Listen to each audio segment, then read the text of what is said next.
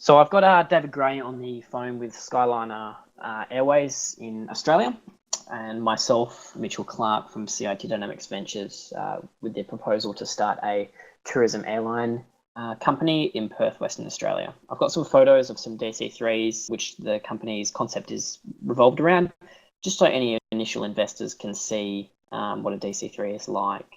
So these photos were taken in Perth, Western Australia in a DC-3 from a previous company David was involved in. So this is the experience that the customer would get upon buying a ticket to use this service. So I've got David on the phone. He's going to introduce the concept. I'm going to give him access to my screen, so he's got access to control it.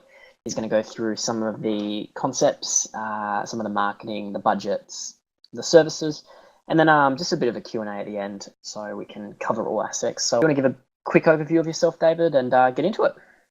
Absolutely. So, well, look, my name's David Gray. I have been a part of the aviation industry for my entire life. As long as I can remember, I've had an obsession with it. There's 9 pilots in my family over 3 generations, so it was kind of a given that I was going to be involved. I've been flying since I was 16. I had a pilot's license since I was 16 years old. I've been really lucky that I've been able to work in a number of aspects. I wasn't happy just to stay as a pilot. So a number of aspects I've been able to work in: pilot, flight attendant, in engineering, maintenance planning, operations management, company management, business development, ground handling management. So basically all sorts of aspects, every aspect that makes up how to operate an airline, how to operate and run an airline, which is part of the reason of where we've come into this particular position with Skyliner. So I have actually I've owned and operated an aircraft before. In fact, it was a DC-3 back in the early 2000s. Unfortunately, that company was reliant solely on tourism. It was fairly focused in the market that it operated under. The global financial crisis, unfortunately, led to that company being shut down. And I've basically used a lot of the lessons, etc. in there. It was a very successful company while it was running. And so now with some changes and some alterations to the business plan, and in fact having a full business plan in place, something else I learned along the way, to create Skyliner. So basically, as a walkthrough of the business plan as it stands, just to take through it, basically some of the things we'll do and offer. It is a fairly comprehensive business plan, so I certainly won't go through all of it individually because otherwise we'll be here for days. But just a little bit, about who I am myself. So the company is basically set up. It'll operate 2 DC-3s. They're 28-seat vintage aeroplanes, twin-engine aircraft, on a whole host of different flying. So we'll have flying aimed at tourism. We'll have flying aimed at corporate. We'll have flying aimed at high net worth individuals. We'll have freight work and mining work and parachute operations and all sorts of things. And the idea of it is to not create an A to B flight, but more about the experience of that. I'm also lucky that I'm surrounded by a lot of people, including my own father, who understand DC-3s, are involved with them, etc. So my father, Bill, he'll actually be the company chief pilot, the head of checking and training. He's actually only recently retired. I'm dragging him out of retirement to come and fly for me, although he's not complaining too much. He spent more than 40 years flying right up to Boeing 737s with Virgin Australia. He used to fly for Ansett. He's flown all sorts of aircraft, including the DC-3. Engineering and maintenance wise, that's a very major thing for an aeroplane like that. We have a gentleman, Mike Chadwick. Mike actually has owned and operated his own DC-3, so understands some of their unique aspects and how to look after them, particularly the aging aircraft, and also runs in Perth his own maintenance facility here. So he'll take care as our chief engineer of that kind of thing. In terms of what we sell, I'll actually take it down a little bit, just more in terms of sort of the products that are available there. That's probably a good place to start, I think. So the products and services. So we have here our scenic flights. So this is where it'll be aimed mainly towards the tourists, to people living within Perth, to people who have visiting friends and relatives who are in Perth.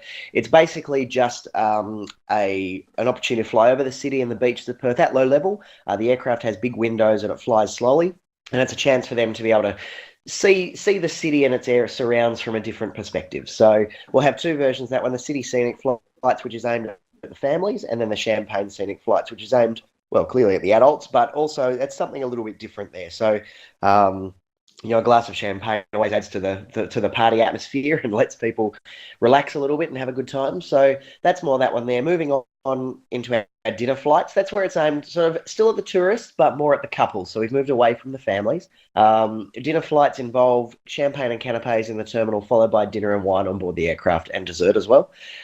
We don't have any plastic on board. It's all tablecloths, glassware, crockery, cutlery, all done properly in the silver service style, just to have that throwback to what service used to be like on board the aircraft. Moving further down, we've got our Southwest tours. So the Southwest Wine Tour flights, we fly into Busselton, which is an hour south of Perth by DC3. And that there is, it's a minimum 4 hour drive to Busselton and 4 hours drive back. So if somebody's in WA for a very short time and would like to experience the wine region, it takes out an entire day of their trip to travel. Now, a lot of people don't have a whole lot of spare time. Holidays are a very rare thing. I don't think anyone can ever say they have too many holidays. So it's an opportunity to fly in there. We'll take you in there, get to experience a few different wineries, the cheese factory, the chocolate factory, have tastings at all of those, have lunch at one of the wineries there, and basically be shown, rather than have to sit there and plan out that yourself, we take you to all of the best spots and the most recommended spots and the ideal spots. Plus the fact that the DC3 has a really big cargo hold, and any cellar door purchases you make, we can fly home again. You don't have to find room in the boot of your car. We can all throw it onto the DC3 and come home. Part of that again is showing the experience of what it's not just taking you into Busselton, but we'll have the champagne breakfast on board the aircraft, and then we'll have the canapes on the flight home, and the opportunity to get to know people as well. If you're just traveling on your own or in a small group, it's an opportunity to meet other individuals in small groups who are all obviously interested in the same thing. Let's face it, you're all going to the same place. I'm moving on to the Lewin Estate lunch flights. Lewin Estate is a restaurant in the southwest, a little bit near Busselton. It's about an hour and 10-minute flight. Lewin is unique in the fact it has its own airstrip, which is immediately next to the restaurant. You taxi the aeroplane up to the restaurant and shut the aircraft down, and literally 50 metres walk away is the stairs into the restaurant. It's a very, very well-known and a very, very awarded restaurant. Who offer a degustation menu. So this again, we've moved through the tourists and we've moved into your couples and that kind of thing, and the opportunities there. Something like Lewin Estate is still available for the tourists. We're certainly not going to discriminate against anyone.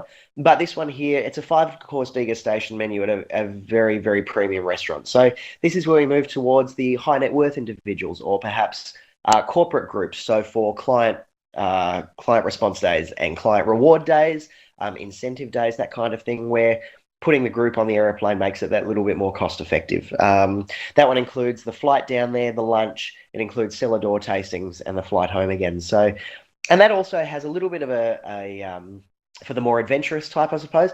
The Lewin Estate runway is actually a grass runway. There's no aeroplane like the DC, other than the DC3 rather, that can actually land on a grass airstrip. It opens up to Lewin as well, and so I should go back to the southwest for the Busselton trips and for Lewin as well.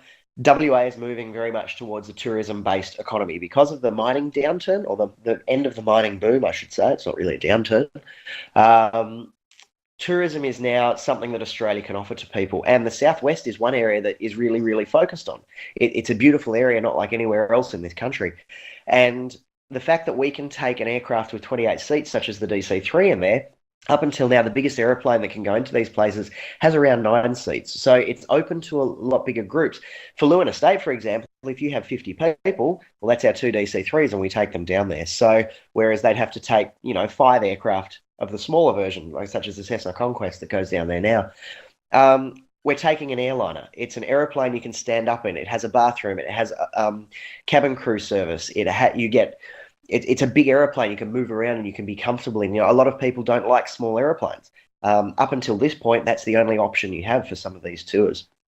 Moving on to the Rottnest Island flights. So Rottnest Island is, I think I've seen it referred to as a tourist playground just off the coast of WA. Now, it does have an airstrip there. And again, the DC3, because of its capabilities, because of its age, is able to go in there, where the biggest aircraft that can go in there at the moment, again, is the Cessna Conquest with its 9 seats. Well, we can carry 28. The other benefit, of course, is that flight time from Perth to Rottnest is about 8 minutes.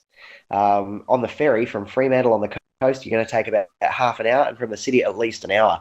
So it gives you almost 2 hours of travelling time back, 2 more hours to go and explore the island and to see what's there and to see what it's like. And one of the other things about Rottnest, of course, is there's no vehicles allowed on the island. Transport everywhere is done by bike.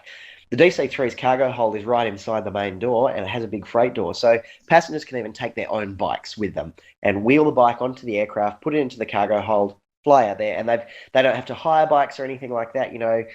On the boat, they all get put together in a big cage to then be craned onto the ferry.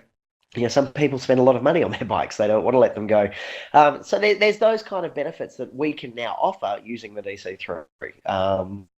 And it just opens up, and particularly during the summer months, during the tourist months, what an ideal way of getting to and from, while being able to spend more time exploring. Nobody's going to Rottnest purely for the ride out there. They're going to go and experience the island. And we can be a part of that with our bigger aeroplanes. So we move on to the extended tour flights. So these are tours aimed at the groups, aimed at larger groups. Obviously, every now and then we'll certainly on occasion do individually bookable flights. So the extended tour flights is another option there. So it'll be something that will be sold to both groups and also to individuals as well. So it's an opportunity. WA is a very, very big place. To drive from one end to the other is going to take you 3 or 4 days at a minimum. And it's where the aircraft comes into its own. The DC-3, with its performance on short runways, means we can go to all sorts of places. So in the southwest, we can see Bustleton, Albany, Narrogin, within 3 days. So go into all of those places, see what's around, see what's there, all in sort of half an hour to an hour flying rather than 4 or 5 hours driving.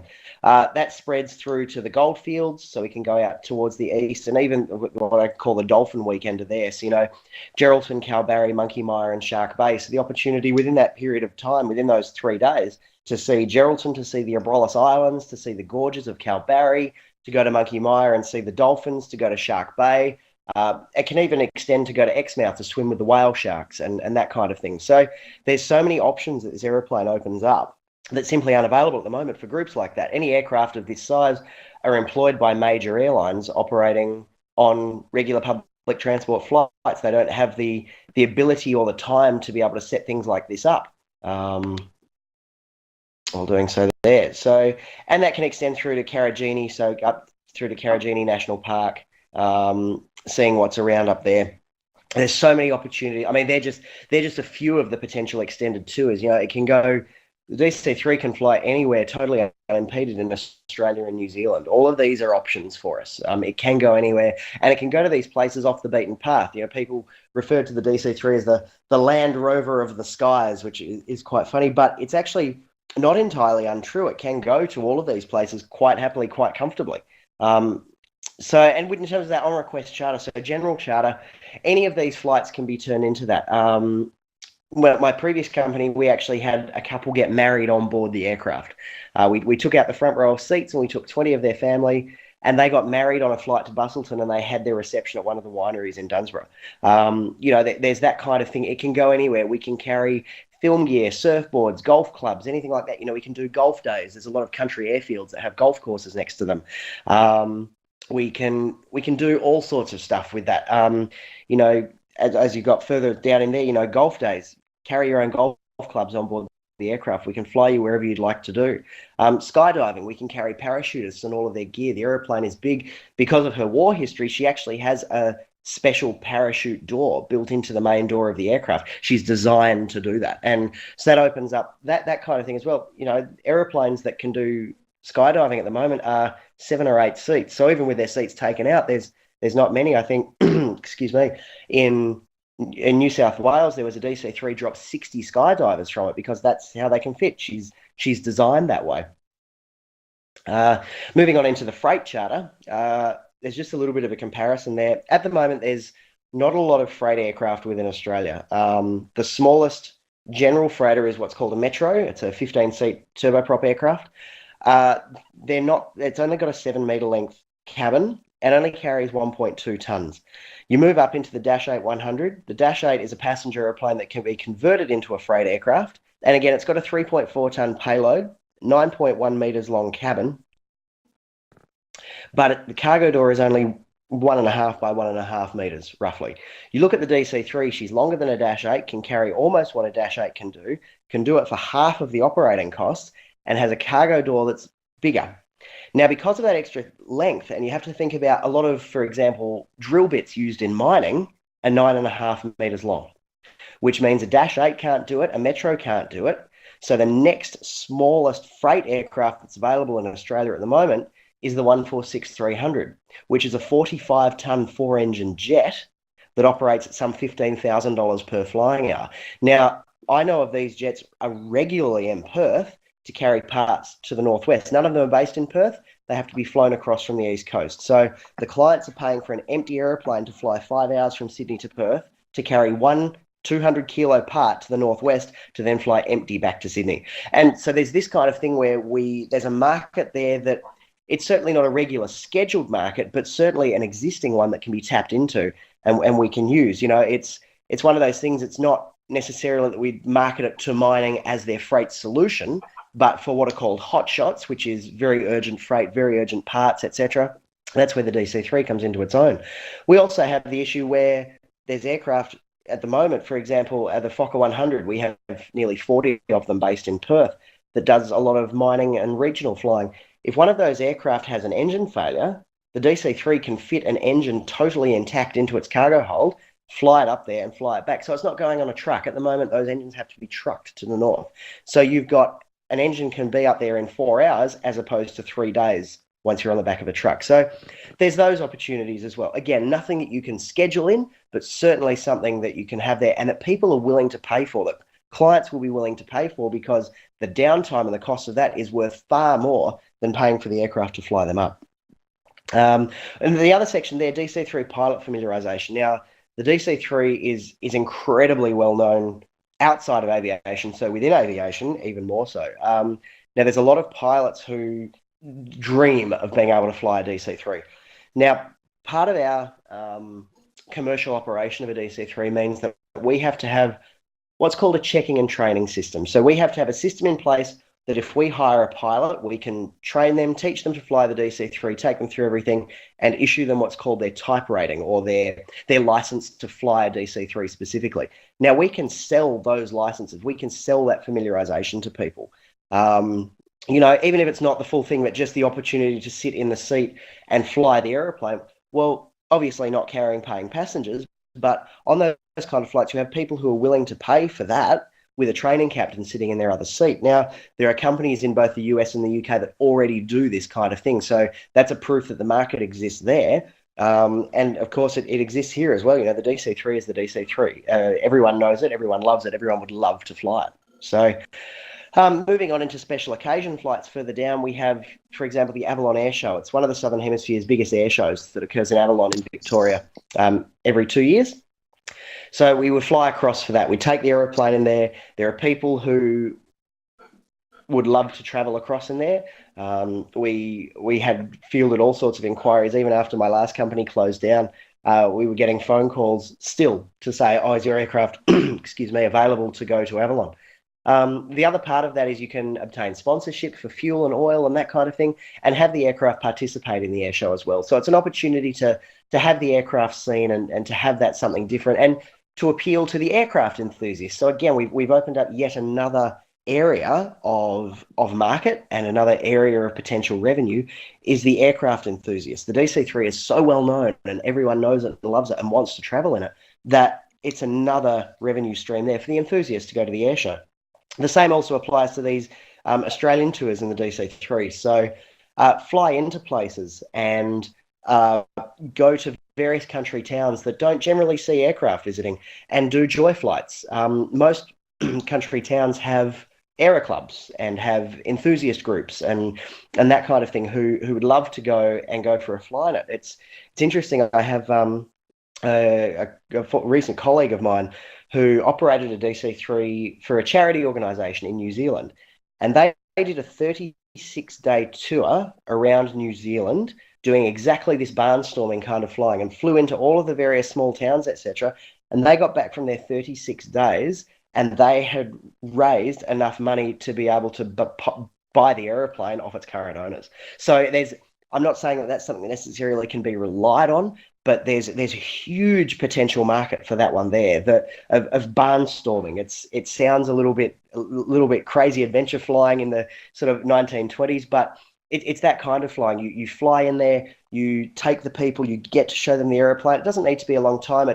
It's 20 minutes, 30 minutes around that city or town and back in again, and getting people and it reaches out to part of the expanding it into Australia. So you're not relying solely on the people in one city or the people in the major cities or the people who so-called have money, but you've got the opportunity to show other people within the country towns and within the centre of Australia these kind of things, and give them the opportunity that they wouldn't necessarily get because they don't live there. I just think that's just a fantastic way of A, giving another revenue stream, but B, being able to share that. And it's where it comes down to, you're not necessarily in this solely for the money making. Look, we like to make the money, it needs to pay for itself, but the opportunity to share something like this with people and to be able to show them what travel was like and what service was like and what that experience was like is just, it's phenomenal. And that's where that kind of tour can come in and can be hugely, hugely successful. So moving into ground-based capabilities, so photographic background and film and television work. The aircraft can be used, because of its shape and its size, it can be used for all sorts of things. It can be used for photo shoots, for birthdays, for themed events, for weddings, modelling portfolios. Our aircraft was used, my original aircraft, was used as a background for modelling photo shoots. It was used for weddings. They brought out vintage cars and parked that next to it. We had a Wings and Wheels Day at the Royal Aero Club where a whole bunch of vintage cars of the era were parked around the aeroplane. Film and television work. She was actually used for a Zoo magazine film shoot at one point. So there's those kind of things, and people pay for that. That's an expected thing. And it's something that gives yet another income stream that we can actively seek out, that we don't even need to burn fuel. We don't even need to start the aeroplane. It's something there that is a payment just because we've gone to the effort of having those aeroplanes there and having them in place. Onto the DC-3 type familiarisation. So as we were talking about previously, there's the opportunity there for pilots to fly the aeroplane, to see what she's like, and they're willing to pay for that. They're willing to experience that. And I think that's further proof again, and as you'll see through all of it, we have so many different potential revenue streams, and we don't need to rely on any one of those. So it was a mistake that I did make last time, was relying solely on tourism flying. Realistically, while it worked, while there were the tourists there, when the GFC happened, not so much. So this is something where these revenue streams will still exist regardless. And there's so many different ones and differences to them that I think that will sort of negate any downturn in one particular area of it. And that downturn is, in every case, only going to be a temporary stop. And I think it's really important to highlight, and just hearing you talk about this, and I think it's really important to highlight that, these aircrafts, they're very different to the majority of aircrafts that are flying out there, and the aircraft will, market itself. I mean, is that absolutely is that fair to say? People want photo shoots with this aircraft because it is a spectacular kind of aircraft to be able to see. And absolutely. I mean, right? I have the example of when I was learning to fly the DC-3. We're at an airstrip called Wigram in New Zealand, just out of Christchurch. And we were flying circuits. So when you learn to fly an aeroplane, you fly circuits. So you take off, you fly around the airstrip, you land, you take off, you fly around the airstrip, you land. And for every pilot, it's the bane of their existence flying circuits because they're hard work, but you have to do them. And we were flying circuits, and we did 7 circuits, and each circuit takes about 7 minutes. And by the time we landed and shut down, there were 250 people standing at the fence at Wigram Airport because they'd seen the DC-3 flying. And she hadn't flown for a few months. This particular aircraft we learned to fly on, she hadn't flown for several months. And there were 250 people had turned up to come and have a look at this aeroplane flying circuits. She's incredible. Her sound is unmistakable. Her shape is unmistakable. One of the greatest things I ever saw was a friend of mine who had been out surfing one day and had seen us flying down the beach at 500 feet. And there were people around who said, "Oh, look at that aeroplane. That looks fantastic. You can't miss it." She sits there on the ground with her nose in the air and a tail on. The business plan and the financials that are mentioned in this business plan are at the worst case scenario. So if you could just quickly go through us and talk about, I know we spoke last night about, some of the costs that were involved, and some of the ROIs that we can even make on the flights. Like, for example, the Rottnest flight is cheaper than the actual ferry, but yet we still make a return on our investment, and that's just with 16 Absolutely. people. And the aircraft has the ability to take 28. Is that so? If you could just really quickly just give an example and just talk about the expenses covered and how the ROI can be met with just 16 people on the plane at the worst case scenario, but there's also the ability to have 28 people on that plane. Absolutely. So basically what I've done with the figures is the aircraft has its breakdown cost of its direct operating costs. So that's how much it costs when the aeroplane has engines running. So that includes fuel, oil, landing charges, navigation charges, engine requirements, propeller requirements, undercarriage, spare parts, maintenance allowances, etc., etc. Now, all of those figures I've worked out at very, very conservative numbers. So, for example, the fuel, you plan on burning 80 gallons of fuel per hour. And I've worked all of those costs out based on $2 per litre of fuel. So 1 gallon's about 4.5 litres of fuel. Realistically, at the moment, fuel is anywhere between $1.50 and $1.80 per litre, depending on where you go. So it is cheaper than that. Realistically, the aeroplane actually burns a little bit less than 80 gallons an hour. On a longer flight, you can be down at 55 gallons an hour. But we've made those allowances to make sure that all of the costs cover with all of those kind of things. So and the way I've done it is that the cost return is based on 16 passengers. So we charge out our particular ticket rates based on there being 16 people on the aeroplane. With those 16 people paying whatever their ticket rate is, that covers the costs of the aircraft. So those additional 12 passengers, if we were to have 28 on board, those costs can be applied straight to profit. Those costs there don't need to go into paying for the aeroplane because those first 16 have paid for them already. Yeah, absolutely. That's sensational. And the money, so quickly talking about money here and financials and financial planning just on the investor side, I'm sure that by now they've also got a bunch of questions in their head. The ROI for you expect the company to break even in the 4th or 5th year, is that correct? So at the moment, we plan to, now again, based on the very conservative figures that I've done, again, this plan is based solely on worst case scenario. So sure. I am thoroughly convinced we can better these figures. There's no doubt in my mind. So you'll see there that in the 3rd year, we plan to break even with the profit commencing in the 4th year. So in terms of that, the ROI then comes from that profit. So it basically means that it makes sure we've covered all of our costs. Now, again, having been very conservative in costs, we have things like spare aircraft engines, spare propeller, a bunch of spare parts, maintenance allowances, etc. That's all in there to make sure there's no surprise costs. Sure. I have experience with these airplanes and know some of the things that can come up. So I've made allowances for all of those things that can come up. So the profit is the profit. So that doesn't have to be applied to any additional costs or anything like that. Once it's profitable, that's profitable. So the way that it will work out there is that the ROI will then come from that profit.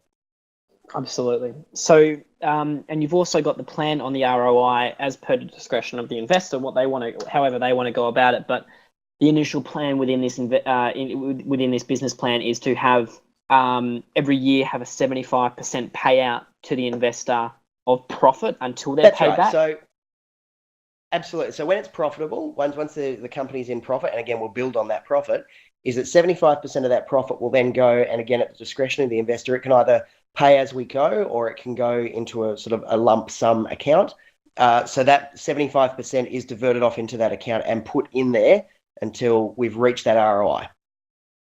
Absolutely. And that's for a 10% stake or 10% equity in the company, is that right? Correct, yes. So that's 10% equity of the company plus that return on the investment as well. So once that ROI is made, then we discuss further from where the investor would like to go, whether we continue on. I will certainly be continuing on, whether continue on or would like to discuss sort of other potential options for them. Of being bought out or...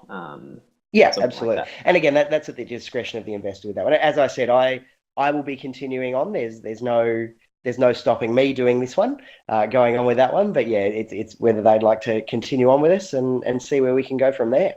Sure, absolutely. And speaking long term, talking 10, 20 years sustainability for this company, what are your plans for Skyliner to be in 10 to 15 years? Look, we're sort of talking a long way down the track. The idea is Absolutely. to operate Yep. these DC-3s for as long as I can. They can go forever. There's no reason they can't go forever. People do get concerned about the fact they're a little bit older, but they're from a generation where everything was overbuilt and over-engineered. The DC-3 is very unique in that there's nothing on the aircraft in its structure and its parts, anything like that. There is nothing in there that can't be replaced. The joke is, within the industry, the only thing original on some DC-3s is their shadow. Everything else has been replaced at some point. And so the aeroplane, unlike modern aeroplanes, the DC-3 could go forever. It quite potentially could go forever. There's no life limit on it or anything like that. The eventual idea, however, is to go on, use the DC-3s as a launching pad. It keeps us within our own niche market and helps build out that niche.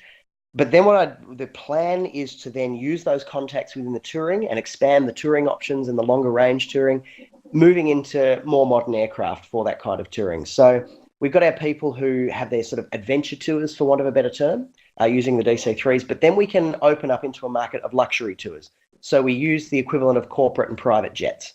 So, for example, 100-seat jets that are in an all business class layout. To extend where we can go, where we can do. And that can therefore expand it not only within Australia, but we can also extend into New Zealand, the South Pacific, into Southeast Asia. There's so many options where we can expand out to then, and that's probably the longer term goal for it. And as you say, we're sort of looking at 10, 15 years for that. The main focus is to make sure that Skyliner, as presented in this plan, is a success, because once we've got that success, I feel we can use that to springboard into so many other areas, which would just be fantastic. Absolutely. Now, one of the questions that the majority of the investors are probably going to have is, or something that I certainly had before learning about this, is a lot of people, when they think of starting up an airline, it is a very hard thing to do. There's insurance and there's all this kind of stuff, and there's certificates on operating certificates. What is the, how easy is this for you to obtain? Some people think it can take years to get all of this sorted out, and insurance costs millions of dollars. But could you just really quickly go over that, just so I can put an investor's mind at ease that investing in this, is sustainable, and that some of the the common perceptions of this is just starting an airline is impossible. Yeah, look, absolutely. Look, aviation is very, very specialised. I certainly won't lie about that. But one of the benefits of aviation is that it's actually open to everyone. And we at the Civil Aviation Safety Authority are the Australian regulator. They develop and enforce all of the rules and regulations. Now, what you basically need to operate an aeroplane, you need to hold what's called an airworthiness certificate for the aircraft to say that she's safe to fly. You need what's called an air operator's certificate, which is issued by the regulator to give you permission to fly. And you need what's called carrier's liability insurance. Now, the certificate of airworthiness, that comes, no matter the age of the aircraft, CASA have a list of things that must be complied with. So the instruments carried on the flight deck must all be the same. The seats must meet crashworthiness requirements. It needs to have various pieces of emergency equipment, such as fire extinguishers and oxygen bottles and that kind of thing. Now, that applies to any aeroplane regardless of the type. The DC-3 meets all of those requirements. Nothing has changed with that one. So certificate of airworthiness, done. Simple as that. The air operator certificate, that does take some time to do. But again, you simply need to meet the requirements. A lot of people who don't understand aviation look at the requirements and look, what's called a compliance statement, it's 118 pages long. And you need to sign off that your operating manuals and that your procedures all match that. But being in aviation, a lot of those are inherent in our day-to-day operation, and that's written. Part of what we will do is actually contract out the application for the air operator certificate to a company that specialises in those certificates. So it basically means that they're familiar with it, they do it every day, they know what the rules are, know what the requirements are, and we'll work together with them to get that one. So an AOC in the CASA definition of it takes a minimum of 3 months to obtain. I've allowed 6 months, just to make sure, in case there is anything that comes up, to make sure that everything complies and to account for any potential delays and all that kind of thing. Look, I'm not assuming that there will be delays, because I don't think there will be, but one other thing about aviation, particularly in the setup phase, is it's really, really important to make allowances for things. Things happen occasionally. People have questions. Things need to be fixed or tidied up, or the rules are very, very fluid sometimes. So it's important to make sure that we can cover all eventualities. And that's important for us as well, because part of the marketing for it is we need to be able to say to everyone, yes, we meet all the requirements. Now, one of the benefits of that for us is that the DC3 and our operation will be held to and maintained to the same standards as any major airline in this country. So we will meet the same requirements that Qantas meet, that Virgin Australia meet, that Tiger Airways meet, that any of those companies, we are held to the exact same standards. So it shows, well, both for investors, for clients, for passengers, for anyone like that, it shows that we are equally safe as any of those. And that applies to the insurance as well. Some people do tend to be concerned that the aircraft are an older aeroplane insurance-wise. The thing about it is the insurance, and it's in the business plan there, for 2 aircraft, we're only looking at $50,000 a year in terms of insurance premiums. So it's really not that expensive, because the aircraft is perfectly airworthy, and we have that benefit of that certificate of airworthiness that CASA issue, show that the aircraft is perfectly safe. So they're happy to do that. That includes what's called carrier's liability insurance. Carrier's liability insurance is required by CASA for all commercial aircraft, of $750,000 public liability per passenger seat on that aircraft.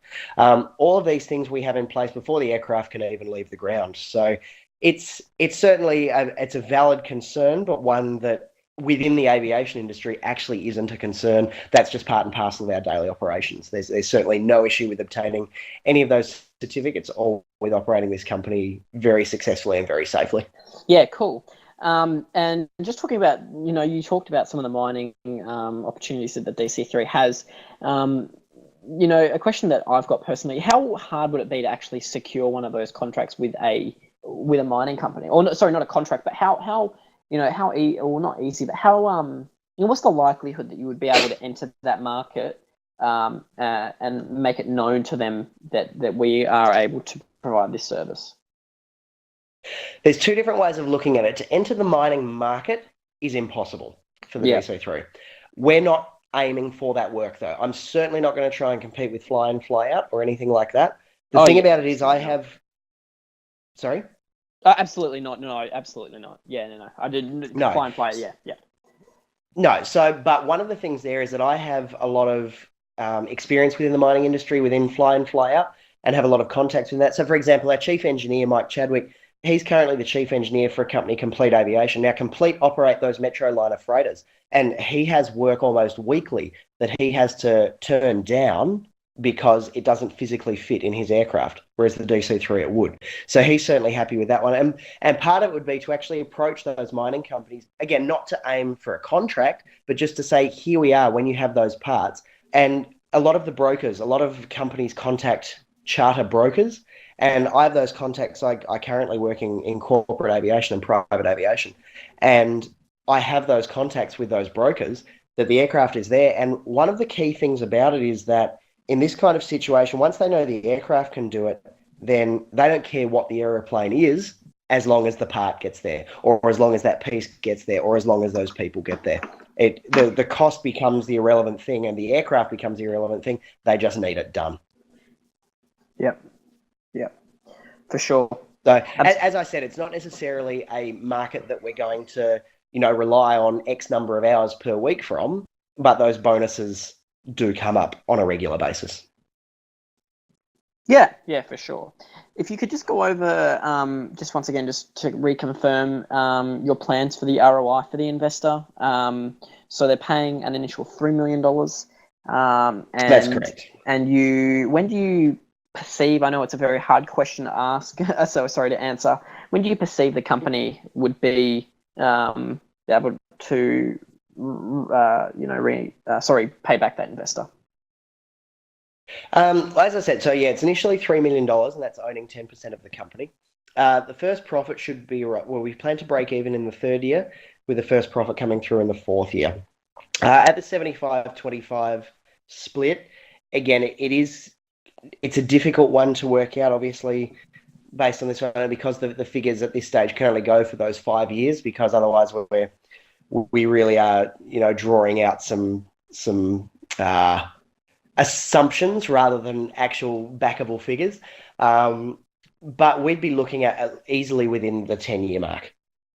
Yeah. To have all of that paid back. The profit will increase, the aircraft utilization will increase, and of course, there's also the opportunities to expand there as well. And I certainly haven't wanted to rely on those expansions for, again, I'm going with my business plan here is the worst case scenario thing, but there's definitely the opportunity for expansion. There's the opportunity for fleet growth. There's the opportunity for new markets, potentially new aircraft to expand that. There's huge amounts of potential for it there. So, but to answer your question, we'd be looking at within the 10 years, once the profit has started to kick itself in.